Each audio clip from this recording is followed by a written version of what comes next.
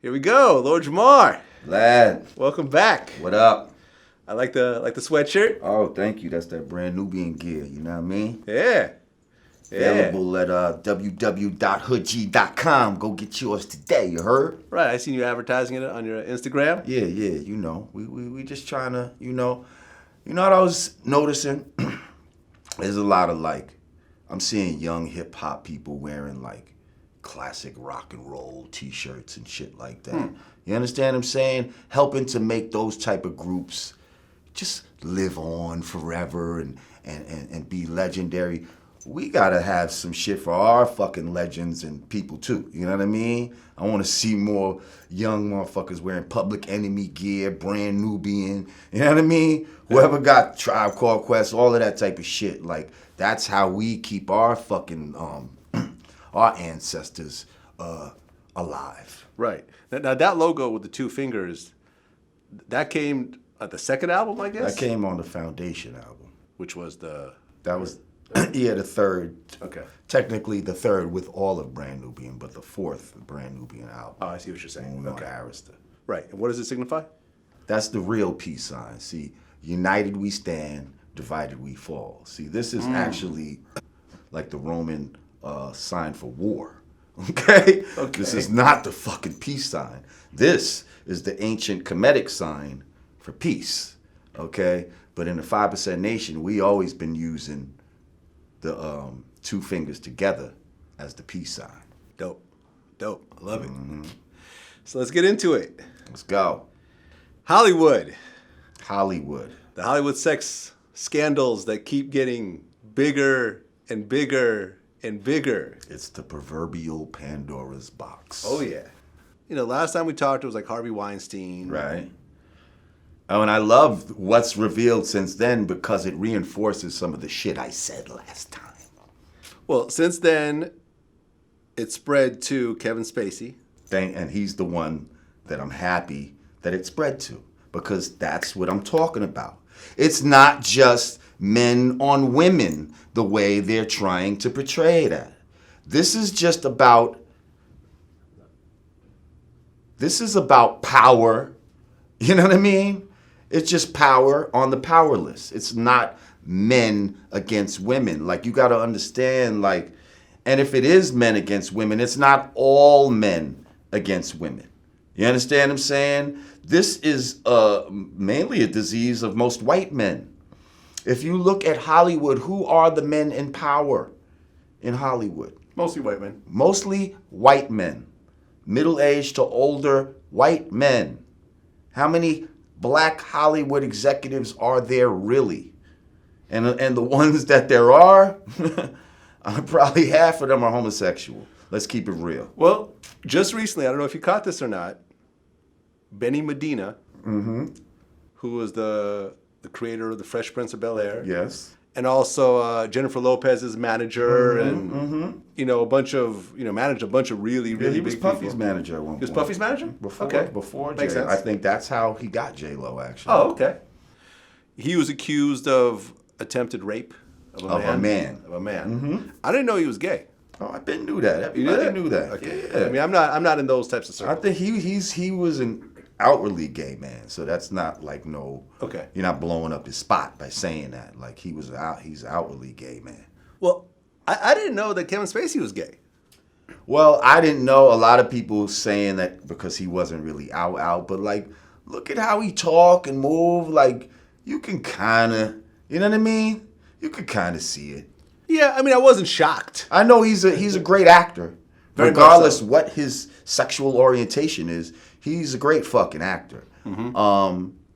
But, he moved like he could have been kind of gay. Yeah. You know what I mean? Yeah, but I love the fact that he got multiple attacks on other men. Not that I'm saying I love that he's trying to sexually abuse other men, but it's just showing that this is not some battle between men and women, how it's trying to be framed in the media and by a lot of people. You hear these women talk about, oh, I love now women can stand up and talk about what's happened to them. Yeah, women can stand up and talk about it, but men can talk about it too if it's happened to them, because it's not just happening to women. Right, because the guy that was accusing him of Benny Medina of the rape, I guess, was straight and was even like married at the time. He was trying to show him the wedding ring, was like, yo, I'm married, like, this ain't my thing. And this is part of what's crazy about it too, because I don't know if I said this, but it's like, all right, any kind of sexual assault, yeah, it's fucking horrible. You know what I mean? Should not be done by anyone. But when a man, let's say, let's just say even approaches a woman, and he didn't do anything, but he approaches her in a sexual way, the chances are very high that that woman has dealt with a man before. You understand what I'm saying? Like, this woman is probably a heterosexual. Right. She deals with other men. She's had sex with a man. It's not super foreign. Maybe she don't like this fucking guy. Right. But she does like men. Okay? But then when you have a gay man who goes after a straight man who don't fuck with men at all. Right. That's a whole next level of some bullshit right there. Like, you understand what I'm saying? Like, that kicks it up a fucking notch. Well, right. I think, was it you that I talked to last time about how I had the gay dude try to run up on me? Yeah, I think so. In Israel? Yeah. Yeah, man, that was traumatic to me. He said that was traumatic. It was traumatic. It should be traumatic. And luckily, it should be. And luckily, the guy that approached me was relatively small compared to me. So I knew that if he tried to go farther with it, I would just shove him back. And it wasn't, but if this dude was like, you know, Shaq size or something, I could see how it could be a little scary to me. You know what I mean? Like, because I remember this one time. I was in Brazil, and I was walking down the street by myself, and it was a group of transsexuals, you know, dressed with heels and everything. And I remember one of them trying to grab for me as I'm walking by. Yo, why he try to grab for you? This is the second time, Vlad. I know, right? He never tried to grab for me, Vlad. I'm just saying. Like, I'm just saying, maybe, you know, I don't know. I know what they seeing. But I remember, you know, I kind of did the little, you know, Matrix, like, you know, thing, like, and then, like, I started to walk, and then, like, I remember thinking, what if they try to chase me? This group of muscular transsexuals. There was about 6 or 7 of them. Oh shit! You know, what if they try to chase? Yeah, like the clack, clack, clack, clack. You know, because they were in the high heels. I was imagining the whole thing, like, yo, and that was traumatic. It was traumatic. You see, it was traumatic. You know, because it was like, what could I really? If them 6, 7 dudes got it in their mind that they wanted to take what they're gonna take, I'd be in a bad situation. And that's like, you know, I don't know, man. I think for a man, that's probably one of the biggest fears, you know what I mean? That you could be fucking raped by another man. Like, that's crazy. Right. And these motherfuckers is out here doing it in Hollywood, for real. They don't give a fuck. You married, whatever the case. Right. Mr. Sulu, you know, George Takai just got accused of trying to rape somebody, a man, in like 81 or something, like some crazy 30 years ago type shit, 40 years ago type shit. Now you see, like, in movies and media, they also try to portray like homosexuals as these very like super intelligent, upstanding people who artistic. But also they're like, they almost try to put them on a moral high ground. You know what I mean? Like they're actually more superior humans in a way to some other humans because they're more sensitive. You know, especially other men. They're more sensitive to certain things. But the case may, you know, this is showing that that's not necessarily true. Like, you know what I mean? Like, you got multiple homosexual men that are out here raping other men. Like, you know what I mean? Like, there's a lot of foul shit that goes into that. Like, you got transvestites lying to men about them being men. Like, you know what I mean? Sidney Starr, you know, who we've interviewed before, said that she's done it before.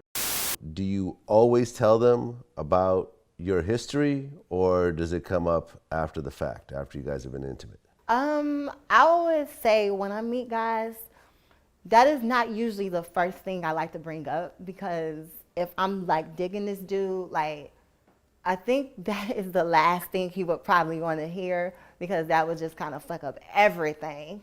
Because there was times where it took me about a week or two to tell a guy, but we never like did anything or anything, but we just kind of stayed focused on the phone and getting to know each other.